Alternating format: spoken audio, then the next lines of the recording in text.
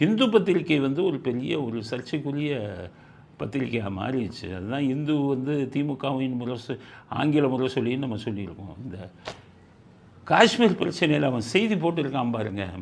எல்லாரும் வந்து இந்தியா வந்து சிந்து நதியோடைய இதை வந்து அக்ரிமெண்ட்டை 2 பேர்த்துக்கு மேற்பட்ட உடன்பாடை ரத்து செய்ய போகிறாங்க அப்படி இப்படின்னு இந்தியாவுக்கு சாதகமாக செய்தி போடும்போது இந்து மட்டும் நேற்று என்ன போட்டிருக்காங்கன்னா, பாகிஸ்தான் இந்தியாவுடன் உறவை முறித்தது. பாகிஸ்தான் என்னென்ன பண்ணோன்னா அதை தலைப்பு செய்தியாக போட்டிருக்கான். இப்படி ஒரு ஹிந்து என் ராமச்சந்திரன் தேச துரோகியா நீங்கள்? திமுக காரனோடு சேர்ந்து புத்தி மாறி கலங்கி போச்சா?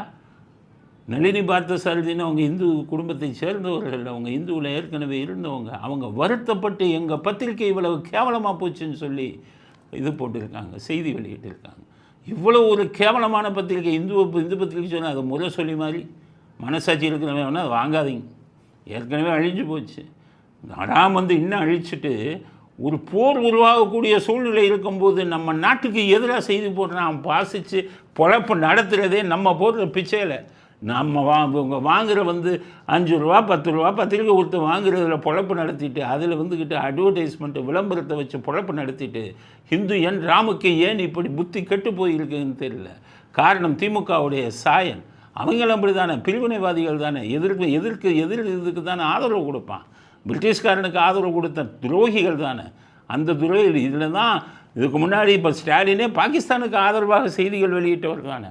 ஆர்டிக்கல் 370 நீக்கும் போது அவருடைய பேச்சுக்கள் எல்லாம் படித்து பாருங்கள். இப்போ தான் வாயை திறக்காமல் இருக்கார். உதப்பான் அவ்வளோ பேரும் இந்தியாவில் வெளியில் இருக்கான் அப்படின்ட்டு. ஆனால் அந்த ஹிந்து திருந்துவதாக இல்லை.